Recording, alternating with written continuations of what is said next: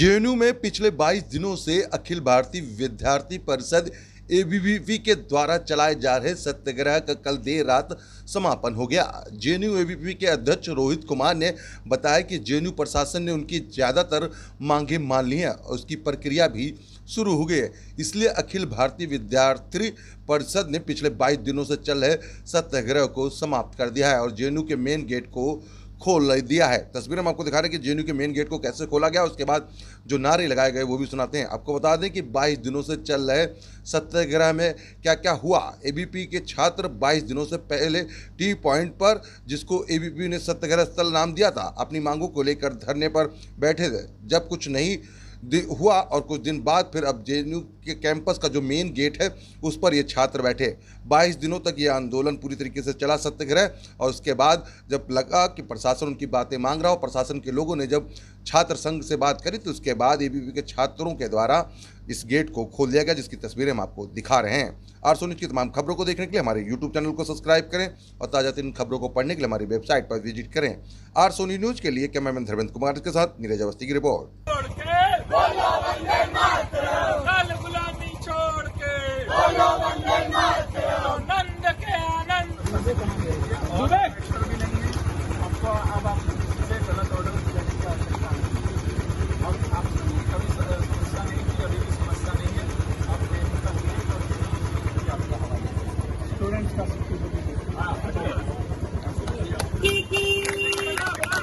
नमस्कार, मैं ABVP JNU इकाई अध्यक्ष रोहित कुमार। आज जो मैं आपके समक्ष आ रहा हूं तो एक बहुत ही महत्वपूर्ण विषय है।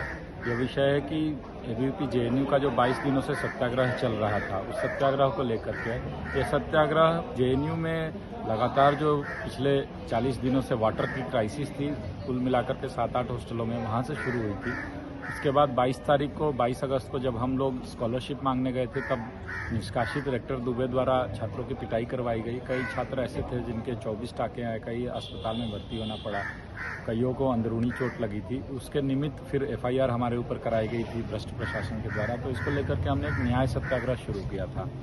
उसी सत्याग्रह के निमित्त आज हम लोगों ने वो सत्याग्रह वापस लिया है। तो जो भी हमारी प्रमुख मांगे थी वो मांगे हमारी मान ली गई है, और कई मांगे ऐसी थी जो तुरंत निवारण जिनका तुरंत किया गया। तो एक एक करके मैं बिंदुवार आप सभी के समक्ष रखना चाहूँगा। तो सबसे पहले तो जेएनयू के छात्रों को जो स्कॉलरशिप मिलती थी वो पिछले 6 महीने से नहीं मिल रही थी। तो हमारे सत्याग्रह के नाते स्कॉलरशिप मिलना अभी शुरू हो गया है। कुल 1600 छात्रों को स्कॉलरशिप मिल चुका है, और जेएनयू के जो स्कॉलरशिप डिपार्टमेंट में एक समय में जो 17 स्टाफ हुआ करते थे, उसको रेक्टर दुबे ने 4 स्टाफ का कर दिया था। हमारे सत्याग्रह के बदौलत वो एक समिति बनी है, फेलोशिप की समिति, और वहाँ पे स्टाफ पर्याप्त मात्रा में आ चुके हैं और सभी को स्कॉलरशिप दिया जा रहा है। जो स्कॉलरशिप हम लोग जब यूजीसी गए थे पता करने, और यूजीसी में प्रेशर बना के हम लोगों ने पता किया था कि पिछले 6 महीने में 538 लाख रुपए मिले थे। तो ये सारे विषय को लेकर के स्कॉलरशिप में हमारी जीत हुई है। साथ ही साथ जो मेस वर्कर्स की 4 महीने से सैलरी नहीं दे रही थी प्रशासन, वो हमारे दबाव में आकर के आज 1 सितंबर और कल 2 सितंबर तक सभी स्टाफ की सैलरी आ जाएगी। यह जेएनयू के एबीवीपी के कार्यकर्ताओं की और जेएनयू के छात्रों की जीत है। दूसरा, जो लाइब्रेरी के अंदर ना जर्नल्स थी, ना किताबें थी, ना अखबार आता था, और किताबें रजिस्ट्रेशन ना होने के कारण नहीं दिया जाता था, जो कि बहुत बड़ा एक विषय था, जो कि बहुत बड़ी एक प्रॉब्लमेटिक चीज़ थी कि स्टूडेंट है और किताबें ही नहीं दी जाए तो फिर रिसर्च कैसे होगा। उसका भी समाधान हो चुका है। आज से रजिस्ट्रेशन शुरू हो चुका है। आज आप देख सकते हैं मैं स्कूल ऑफ लैंग्वेज बिल्डिंग के पीछे हमारे पीछे है, मैं उसी के सामने खड़ा हूँ। यहाँ लोग आ जा रहे हैं, यानी ऑफलाइन क्लासेस भी एक रूप से शुरू हो चुकी है। जो हमारा एक लंबा संघर्ष था, लंबा डिमांड था, जिसके कारण से आज 1 सितंबर से ऑफलाइन क्लासेस, ऑफलाइन रजिस्ट्रेशन शुरू हो गई। लाइब्रेरी में कोई भी छात्र जाकर, कोई भी रिसर्चर जाकर किताब ले सकता है। कुछ दिनों में जर्नल्स भी आ जाएंगे। लाइब्रेरी का अपना प्रेस खुलने का भी एजेंडा शुरू हो चुका है। साथ ही साथ जो जेएनयू के अंदर जो आयुर्वेदिक बायोलॉजी थी, जिनका क्लासरूम नहीं था, उनको 2 क्लासरूम अलॉट किए गए हैं। उनकी कोर्स की भी मान्यता दी जाएगी। इंजीनियरिंग में जहाँ शिक्षक नहीं थे वो शिक्षक अपॉइंट किए जाएंगे। अगर परमानेंट शिक्षक नहीं है तो गेस्ट बेसिस पे भी शिक्षकों की बहाली की जाएगी। साथ ही डिजास्टर सेंटर में जहाँ पे शिक्षकों को बैठने की सुविधा नहीं थी वो दी जाएगी, रिसर्च स्कॉलर्स को दिया जाएगा।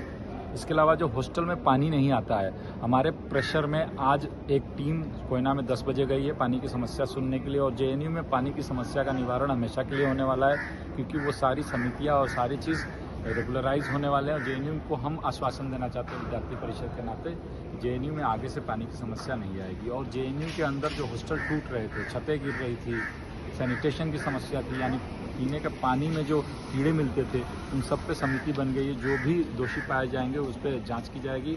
रेनोवेशन का ब्लूप्रिंट एबीवीपी को मिलने वाला है तुरंत। जेएनयू के अंदर साथ ही साथ कुछ अन्य मुद्दे थे, जैसे कि रेलवे रिजर्वेशन काउंटर, वो 1 सप्ताह में खुल जाएगा। ई रिक्शा का टेंडर फ्लोट हो चुका है। साथ ही साथ हेल्थ सेंटर के अंदर जो स्पेशलिस्ट, जैसे कि गायनी, ईएनटी और अन्य जो सर्विसेज थे, अन्य जो डॉक्टर थे, जो स्पेशलिस्ट डॉक्टर थे, वो 1 से 2 दिन में आ जाएंगे। तो विद्यार्थी परिषद, चूंकि जेएनयू के आसमान के जितने मुद्दे थे उनको लेकर के हमने आंदोलन किया था। और इसके अलावा हम लोगों का एक बहुत ही प्रमुख डिमांड था कि पीएचडी का नोटिफिकेशन है, तो पीएचडी का नोटिफिकेशन आ चुका है, परंतु उसमें भी कुछ त्रुटियां हैं जिसको हम एड्रेस तुरंत करेंगे। विद्यार्थी परिषद का मानना है कि जितनी सीटें नेट को मिलती है और जेआरएफ को मिलती है, उतनी ही सीटें पीएचडी में दी जाए, यानी 6% सीट सिर्फ जेआरएफ से निकले और 12% सीट सिर्फ नेट से निकले। जैसा कि अभी जेएनयू प्रशासन में हो रहा है, कई ऐसे सेंटर है जहां 100% सीट जेआरएफ के माध्यम से आ रही है, तो हमारा इस पे कड़ा विरोध है और इस समस्या को भी हम आड़े हाथ लेंगे।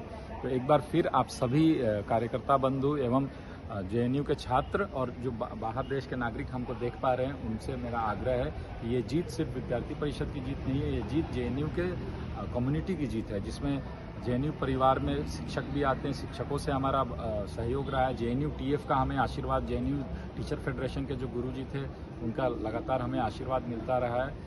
इसी के बदौलत हम लोगों ने जो भ्रष्ट रेक्टर था, जो एनजीओ के माध्यम से और फीमेल कलीग को हरास किया करते थे, उनको रिजाइनेशन देना पड़ा है, उनका पदच्युत वो हुए हैं। साथ ही साथ जो छात्रों पे गलत एफआईआर लगाई गई थी, वो एफआईआर वापस होगी।